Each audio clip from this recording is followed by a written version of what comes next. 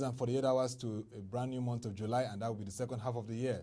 So it's interesting to look at key developments in the capital markets and initiatives that have occurred in the first half of the year. With me to join this conversation is my co-anchor, the CEO of Frontier Africa Reports, Mr. Bosun Omofaye. Good morning. Good morning, Otto. It's good to see you. Yeah, good morning, Bosun. Has been an eventful month of June, and it's really shown a lot of things that have happened in the first half of the year.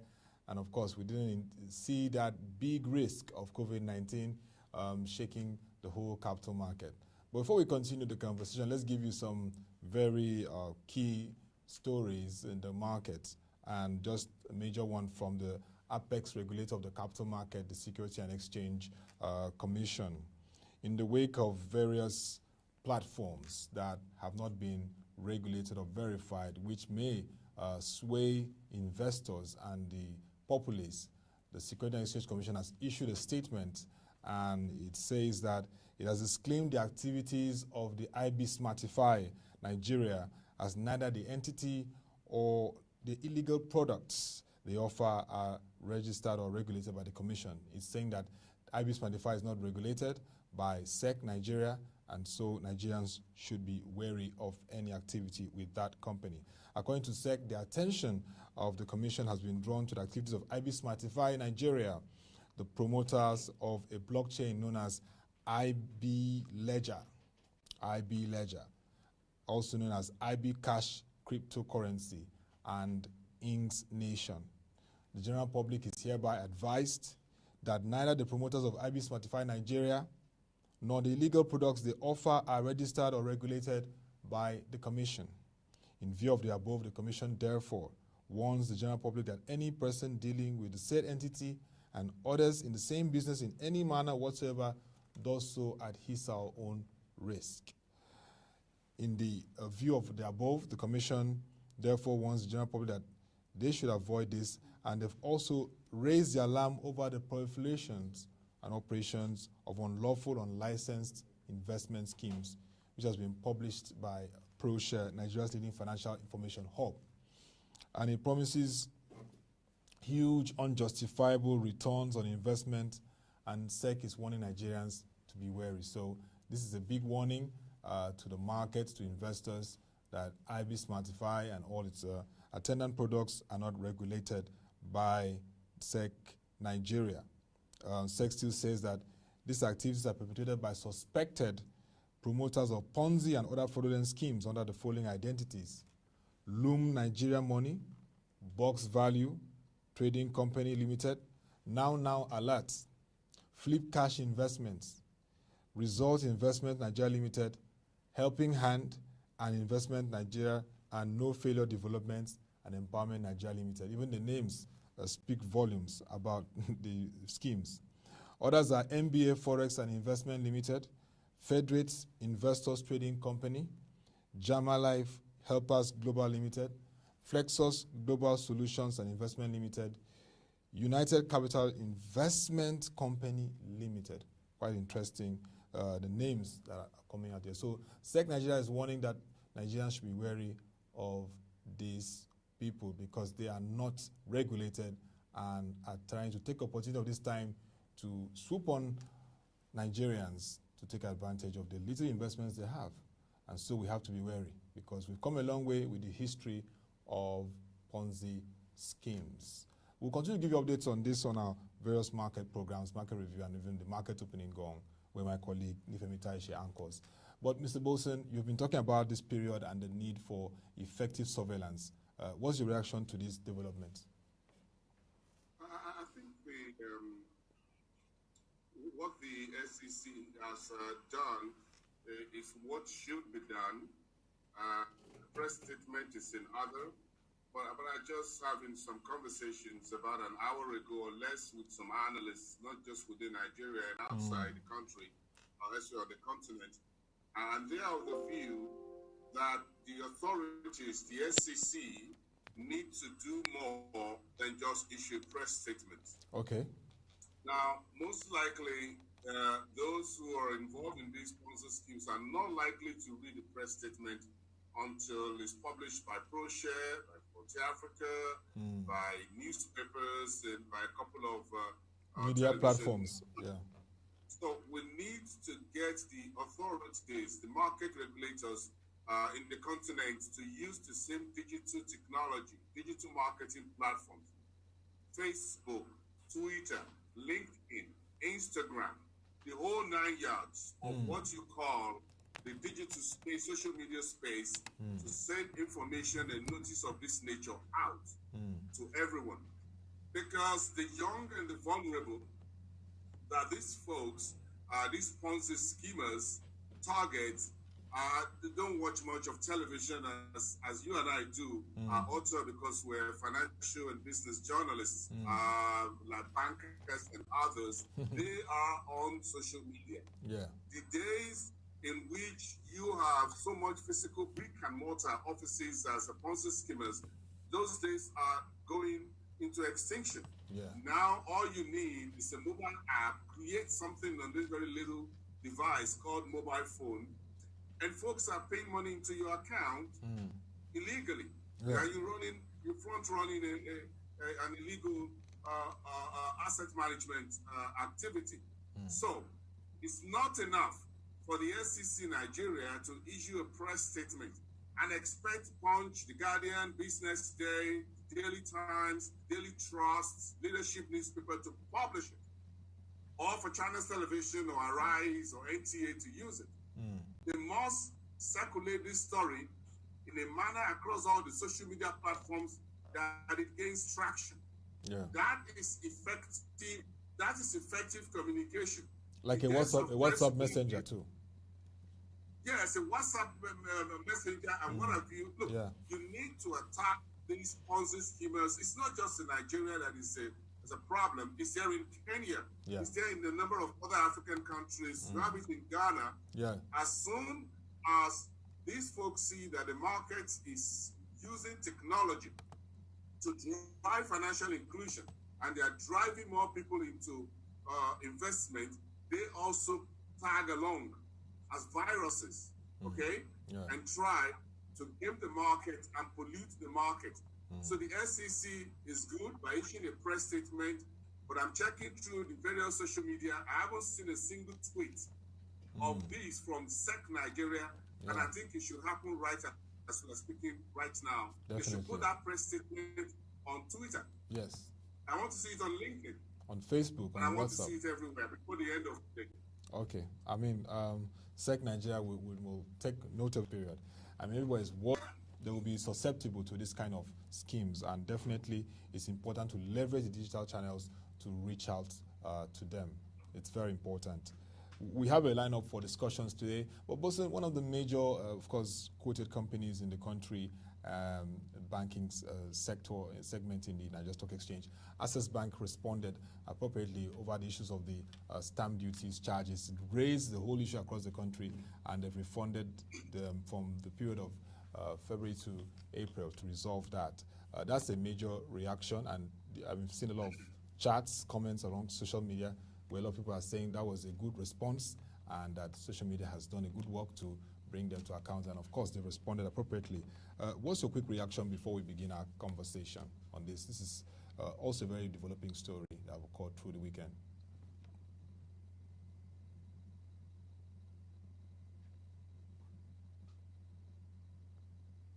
Mr. Boston, can you hear me?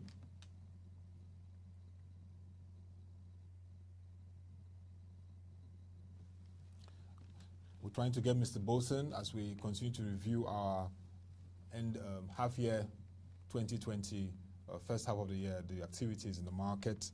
And there's the lineup for what we want to discuss for today's program. We will be looking at the deployment of the business continuity plan by the Securities and Exchange Commission and all the major exchanges in the country, how it has really helped to carry out operation amidst the biggest risk that's hit the globe in first half of the year 2020, which was the COVID-19 pandemic, that we will be reviewing how the operations have been moving effectively. Yeah. Mr. Boson, can you hear me now?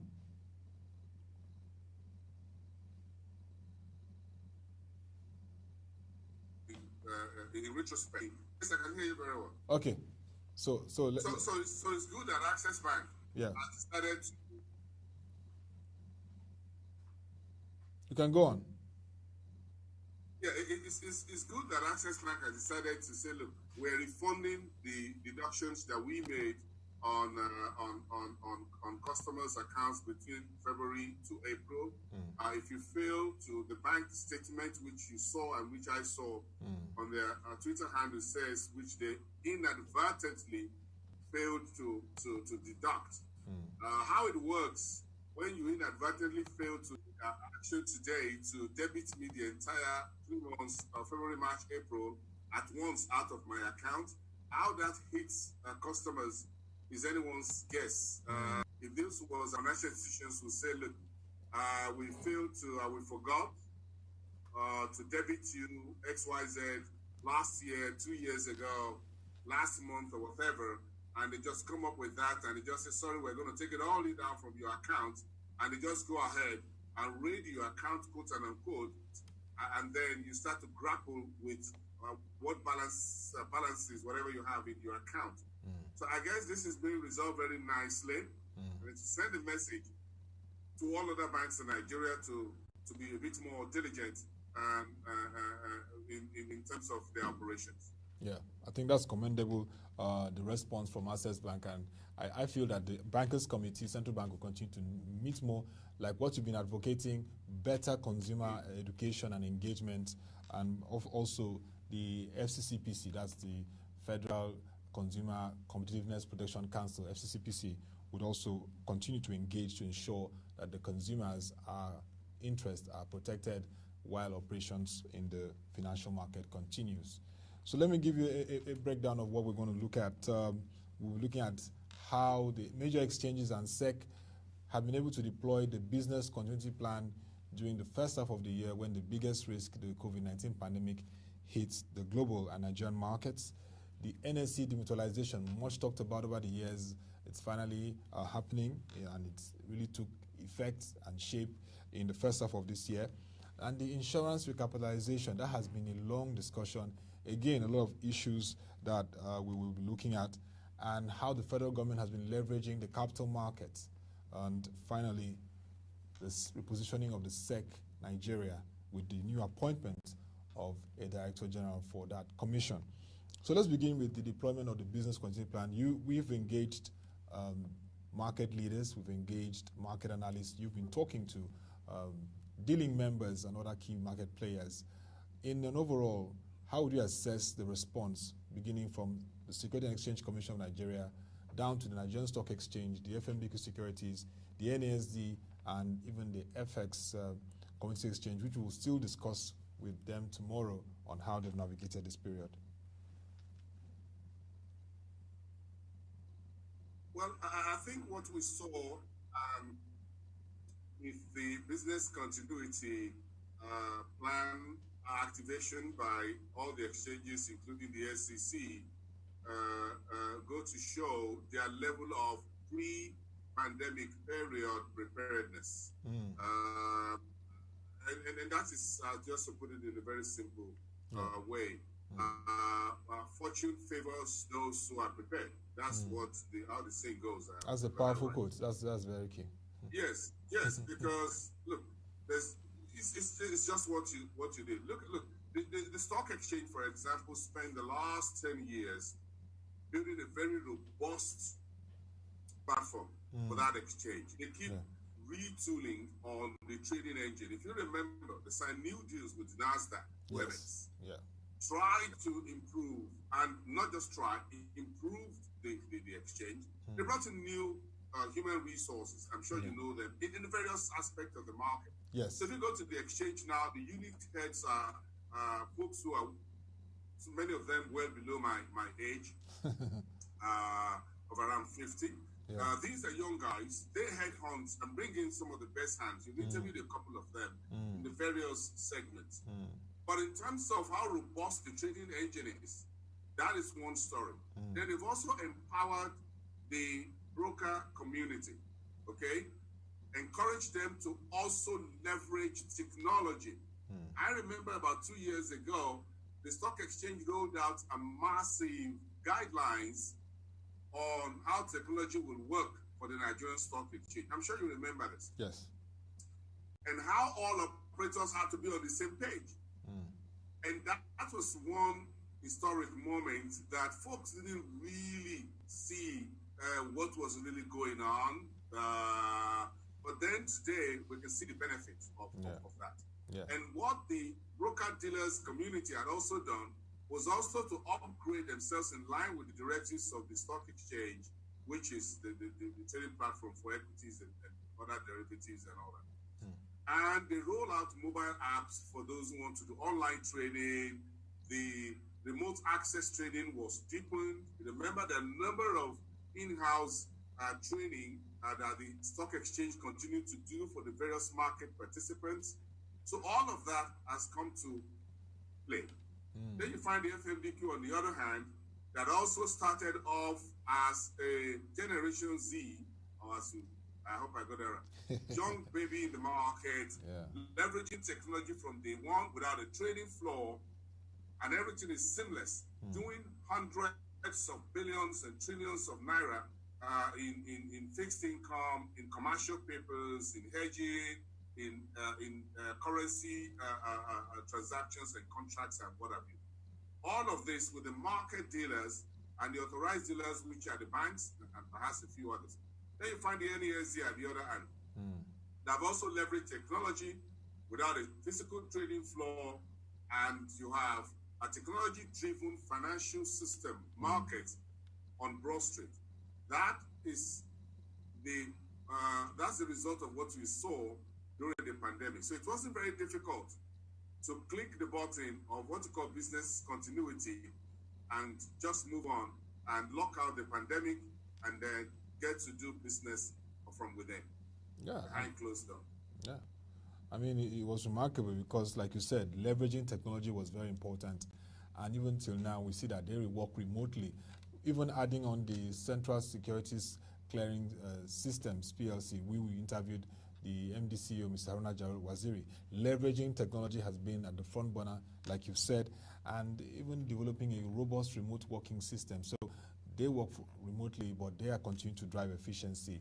And the process has been very seamless, which you said has seen a new class of investors looking at the last month's domestic and foreign portfolio reports. And of course, we've seen a lot of webinars. Some of them you participated and been facilitated also between the Nigeria Stock Exchange and even the FMDQ, looking at various forms of financing. This brings more further the need to strengthen technology, but Mr. Bolson, also cybersecurity, considering the signals we're even seeing from SEC. Well, if you look at the SEC, the SEC has tried. The transition has started. Yeah. I've given a few of my thoughts around how the SEC should proceed. Some of it are what has been said this morning. The game has changed. Yeah. The market has become technologically advanced. Digital technology, fintech, has changed the name of the game for the Nigerian securities market. The SEC needs to be at par, if not one step ahead of the market. And there are two principal ways to achieve this: technology and human resources. So I will appeal to the legislature and the executive branch to provide adequate funding for the SEC on one hand. Then the SEC should look at the securities exchanges that they regulate, including AFEX, the new commodity exchange, and see the young men and women who are doing great things online, digitally, across these various market type. Equities, bonds, commodities, OTC. And also ramp up on human resources that are very young and dynamic within the Securities and Exchange Commission. They need to do that. Secondly, they also need to leverage technology. But I'm happy, I'm enthused that by what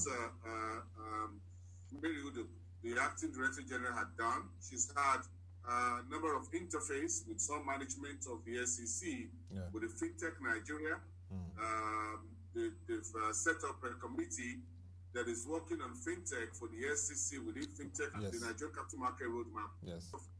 Everyone, and I repeat that. A few things. The website, the social media account level, it's not the same thing as the United States. It's not the same thing as the Canadian market or the UK market or the Chinese market. So, at this developing stage in which the SEC is doing not just surveillance, regulation, and compliance, but also trying to develop the market in terms of bringing new companies into the market and all that, the SEC needs to be active in terms of communication with the public. Sometimes the agency loses a bit labor in terms of its communications approach. I agree that a regulator shouldn't be seen to be talking all the time, and they don't need to talk. They all just need to tweet. So all they need is to tweet to the market regularly, maybe as regularly as the Nigerian Stock Exchange and FMDQ and others are doing, to encourage everyone in the market, to remind everyone the rules of the market, the rules of engagement, what is happening in the market, what they would like to see happen, encourage investors, remind the authorities of what needs to be done, and market players, including the responsibility of investors in the market, all of this to keep itself in the eyes of everyone. That's very important. So while they are doing a bit and a lot more in the, behind the closed doors, we need to see more of the SEC. Yeah, I mean, a learning example is from the US SEC, where like you said, they tweet very well. They tweet every day. They give out guidelines on rules across all board, and they continue to engage the stakeholders. Yeah. If I may cut in respectfully here. Yeah, no problem. Nothing stops the Securities and Exchange Commission, Nigeria, to do a quarterly reporting on social media. For example, what are your enforcement actions in Q1 2020 and in Q2 of 2020? What are your enforcement actions? Yeah. What are some of these? Some of these stories that are not necessarily controversial or subject to judicial issues or going through the administrative hearing committee or is already in court, which will be subjudice and all of that. All of this can be reported on a quarterly basis. Yeah. You just find a way to talk more with the public. Okay? That is what we want to see. And at the end of the year, we want to see something like you rightly put in the US SEC, reporting about how much of the disgorgement of illegal gains had been done by the SEC and this money's returned to investors. Yeah. Don't just wait until you give me a press statement. Please, can I read from you? Can I hear from you, dear SEC, as regularly as I would want? Because you're the market regulator, you need to be leading from the front. So in terms of communicating to the public, you must also lead from the front. We're seeing the regulators around the world, market regulators, speaking out more than usual. These are unusual times in which we find ourselves. Yes. So it behoves on the regulators, therefore, to also do the same. The central bank is doing a bit of that. I want to see the SEC do a bit more of that. As a journalist, that's my expectation. Very good. And talking about expectation, it has been something you have been at the forefront and, of course, engaging other colleagues over the years. And now we've seen it taking shape, the demutualization of the Nigerian Stock Exchange, now joining the ranks of Johannesburg Stock Exchange, where you go and, of course, you always say the GSE, Standard, and others. Now it's happening, both in your time, you're seeing it happen. How did you feel, first half of the year, seeing this happen? We're good to go. I'll give you, just go online, Otto.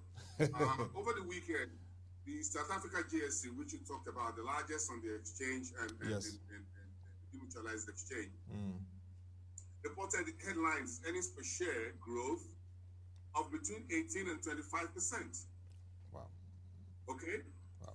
Because the way the market goes, look, once you start trading the Nigerian Stock Exchange, the new Nigerian Stock Exchange, that is, as a PLC, It brings money, it creates wealth for everyone. Yeah. Look, it's a win-win situation here. Okay.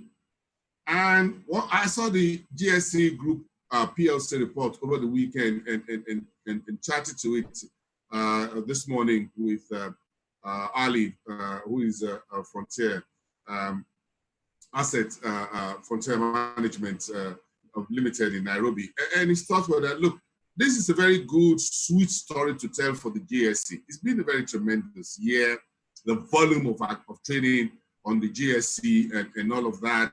And of course, now the exchange is rewarding investors. You imagine the listed, the broker-dealer community in South Africa and other asset management firms that are shareholders or investors in the GSE. If you see earnings growth, this was half year I'm talking about here, not last year, Otto. This is 6 months to the end of this month, January 1st to date. And it's returning earnings per share north of 20%. That is a good story for the South African GSE PLC. So if you have the Nigerian Stock Exchange PLC also come on stream very quickly and the shares becomes tradable, I can tell you it's going to be like a piece of sugar, or everyone will be swarming, all ants will be swarming over it. That I can assure you. But again, but more than that, in terms of not just return of ROI, but in terms of how it brings us closer to the global marketplace. So I'm sure the Nigerian Stock Exchange will have to be rated by international rating agencies. The exchange will comply with corporate governance rules and standards. It will have to comply with reporting standards of the IFRS and other standards globally within the World Federation of Exchanges and the IOSCO as well. Yes. So it's a brand new ocean, okay, for the NSE, and we would like to see how this go forward.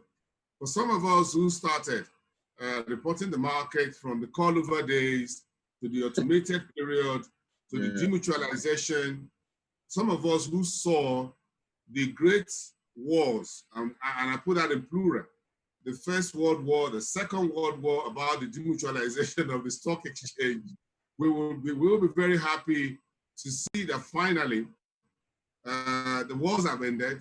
All the exchange members have close ranks, and you were there also at the demutualization court-ordered meeting. I was particularly happy to see the men and women who were at the war fronts years ago, close ranks, and all of them come together as jolly good fellows at the Civic Center. That for me, on May 3rd this year, sorry, on March the 3rd, I beg your pardon, on March 3rd this year was a game changer. It was a game-changing day in history.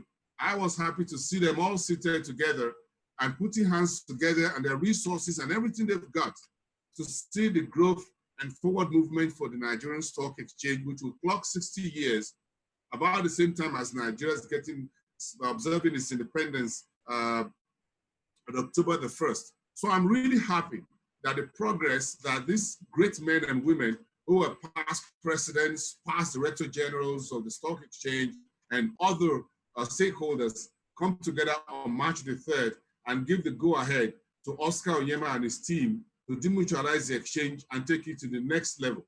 I was happy to see them.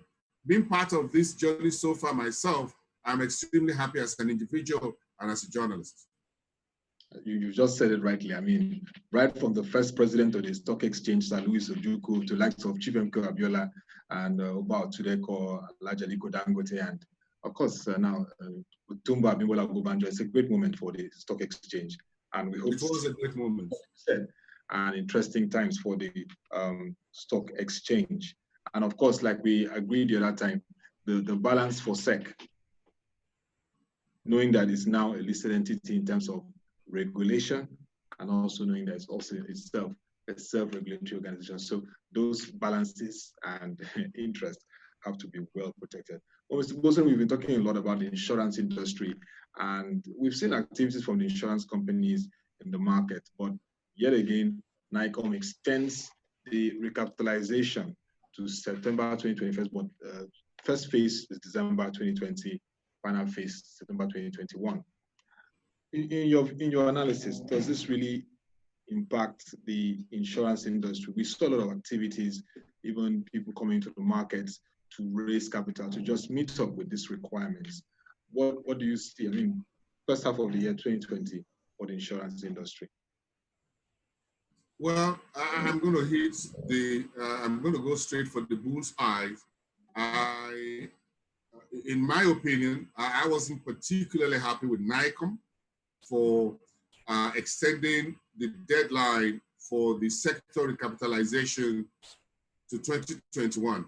And if I step back a little bit in history, or in recent history, not particularly long ago, when we finished off with 2004, 2005 Soludo's banking sector consolidation, the insurance sector, NICOM came on stream and started doing the same type of recapitalization of the insurance sector. And it didn't really go too well. And anyone can check back in history. Yes, it wasn't too long ago. So, and it did have extensions and whatever. Look, I think, and I've said this a few times, NICOM needs to step up as a regulator in the ilk of the central bank and the SEC. And I don't think we're asking for too much yet. And personally, as a financial journalist, I'm not asking for too much. I want to see NICOM behave, act, each and every way like the SEC or the central bank or the debt management office. We need to see NICOM in the same color and action. Look, we don't know what will happen next year or between now and next year. Will the deadline for the sector consolidation be moved on again to year 2022 or when? The regulator needs to bite the bullet once and for all and draw the curtain.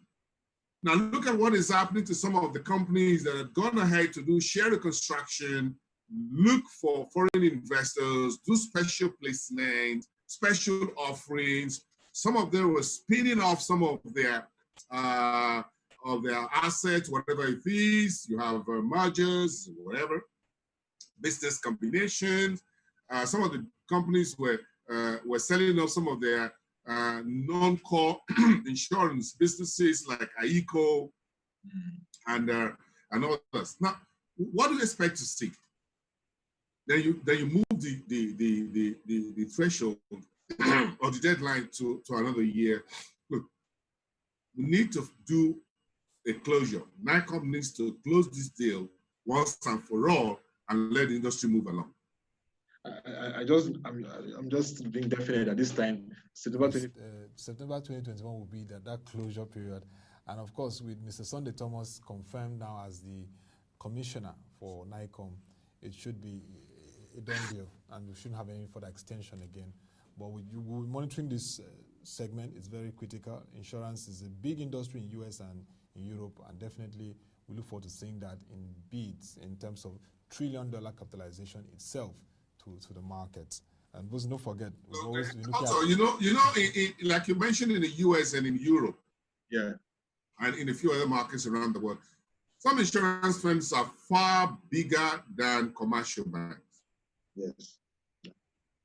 Before it went down, the AIG was a monolithic insurance firm in the United States and elsewhere. So insurance firms are big. Their contribution and their place in the economy, they haven't taken that front seat as it were. See, the banks are good and they're there. But you see, whatever you do, even the building or the ATM machine, okay, that banks own need to be insured, right? Yeah. The proprietary software that the banks use, okay, whether it's FlexCube, whatever it is, had to be patented and insured by insurers, isn't it? Yes. The bank vehicles, the vehicles that they drive, had to be insured. Yeah. Bank staff had to have life insurance. Okay? So you can't even do a banking business without having the insurance folks at the table from day one. So I don't get it. Do you get my point, Otto, here? Get your point again. So the insurance sector, they are like your doctors, your physicians. So you see, as soon as you're from conception to the deathbed, you need a doctor. A physician is part of your life, whether you like it or not. That's what the insurance folks are. As soon as you set up business, you need to pay. You need to have insurance on the table. And if the company is going out of business as well, the bankruptcy, insolvency, whatever, the insurance folks will always also be there. So there's nothing we can do, or there's little that we can do without insurance. So where are they? Why is the sector regulator not sitting in the front seat and driving it? I'm not too much comfortable as a journalist with the way NICOM has behaved in a number of years. Yes, we've seen a few commissioner of insurance a bit vocal, front face of everyone, but it looks like as soon as one commissioner goes and another one comes in, then things changes. Then you have a bit of a vocal and visible NICOM insurance commissioner. Then the next one comes and says, look, I don't want to talk to anybody, draw the curtain, close the windows and the doors. I'll just talk to the industry people, issue a few press releases, and that's all until the tenure expires. Then you bring in another one, then the whole thing becomes, okay, open the doors, everybody, call everybody in. Look, we can't run things that way. I think we need to have a firebrand NICOM, and not just the Director General, but other executive commissioners, okay, within that organization. So they also need to retool their human resource, the quality of people that are there, and their zeal and the vibrancy that they bring into that organization. They need to do the same thing as you see the central bank. You see the monetary policy director, you see the deputy governors of the central bank, you see all the directors, as and when necessary, they're taking the bulls by the horn. Yeah, we need to see that happen. But NICOM is not doing the same thing. Yeah, I agree with you on that, Mr. Paulson. It's very important. And in a few minutes, your take on the way the federal government is leveraging the capital market. First half of the year, we've seen the Ijara Sukuk, under 50 billion, 7-year tenure. We've seen the subscription massive, and then the debt restructuring, looking at 850 billion naira from the domestic markets. This shows that the federal government, you've been calling for it, that the capital market should be at the mainstream of activities. Indeed, they're beginning to see money to leverage the markets. Otto, I spent quite a number of time with you here on your show, praising the government for using the debt capital market in terms of the Sukuk, project tide, and what have you. But today I'm gonna go in the opposite direction. Okay. And the opposite direction is this. The government has done so much by doing treasury bills and OMO and Naira bond and savings bond and Sukuk. It is the time now for the government to bring something to the table for the market, for investors, both local and international. So the federal government or the Buhari's administration, to go straight to the point, should not just depend on raising money from the markets in terms of throwing papers at investors. That is what Sukuk is all about. That is what the savings bond, treasury bills, whatever you call it, is all about. The government needs to bring assets, some of its assets, to the market for folks to invest in and sell them or do part ownership. I am getting a little bit tired of the sing-song around Sukuk and what have you. It's been a success story. Thank you. Bring something new out of your toolbox. That is what I expect the Buhari's administration to do moving forward. Look, and I'm not the only one saying this. So it's not something as if I am so talented or gifted. No. Folks have said, look, the government have promised that's going to sell off a number of government enterprises. Yes. So I'm asking the Bureau of Public Enterprises, where are these assets? Where are these companies? Time is going. Now the economy is headed into a recession. Maybe we should have done these deals last year without the pandemic. We would have gotten buyers for them. If the BP decide to sell them today, except for oil licenses or whatever, or the refineries, I'm not sure who else is going to buy anything, or the price at which government will be able to sell them, except in the oil and gas sector. So it's taking so long, and this is what you get when you delay certain processes. The political will to do this has to happen like yesterday. No one knows what 2021 will look like. The government right now is trying to fund the budget, the main budget, left, right, and center. They're trying to fund the 2.3 economic sustainability program from different sources. The size of our capital expenditure for this year is near ground zero. So we're putting all we can to stay alive and make sure that we don't have social unrest on our hands. So we're putting more money into social investment program. We're opening the portal for the folks who want to do Empower to get the youth who are sitting at home, universities, polytechnics, colleges, who are sitting at home now for months, and those who had been home years before. So you have a huge population that is getting restless.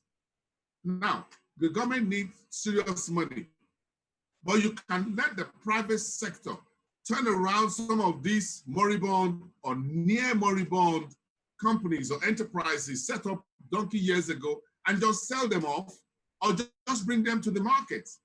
Look, just privatize them through the instruments of the Nigerian Stock Exchange. Why is that difficult? See, bring them to the marketplace, okay? Value them at the current value. Just go get some firms to go there and do the valuation. Value them, bring them to the market. If you like, do an SPV, whatever it is, then government can own minority and you have majority investors at the other side.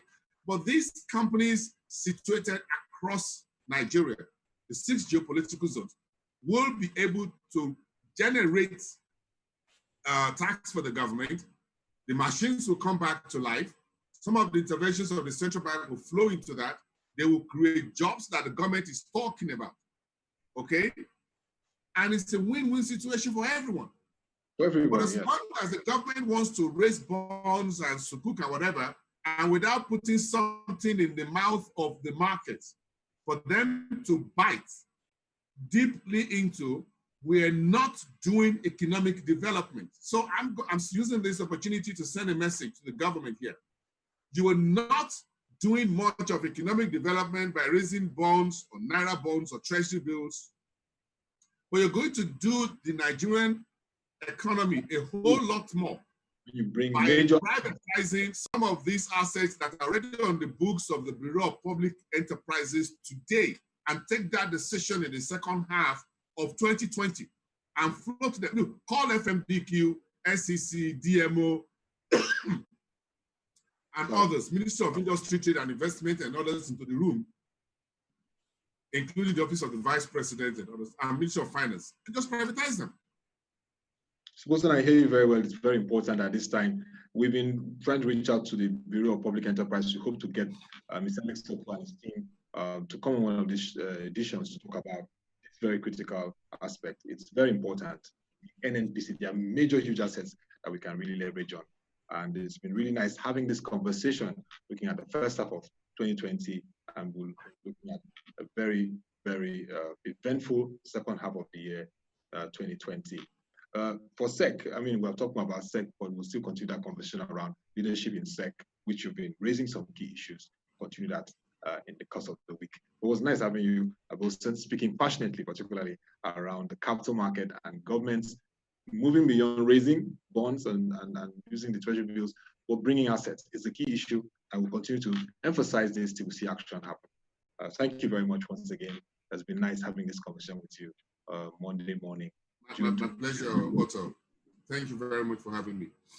And to our viewers, the Transcorp holding its extraordinary general meeting today at the Lagoon Restaurant in Victoria Island, Lagos. In the course of the week, we'll bring you updates from that meeting and its impact on the markets. You can join our website, www.proexchange.com, to Follow our videos, watch our news stories and reports and analysis, and get further insights on what's happening in the financial and capital market as it relates to the economy. I had my co-host, Mr. Bosun Mofaye, CEO of Frontier Africa Reports, give us a very good insight and review of first half of the year 2020 key capital market developments and initiatives. Tomorrow, we'll be having the FX Managing Director, Mr. Yeriji Balogun, to look at the first half of the year and developments around the commodities market and what FX has been doing in this period. Till we come your way again, thank you for watching. Have a nice day and stay safe.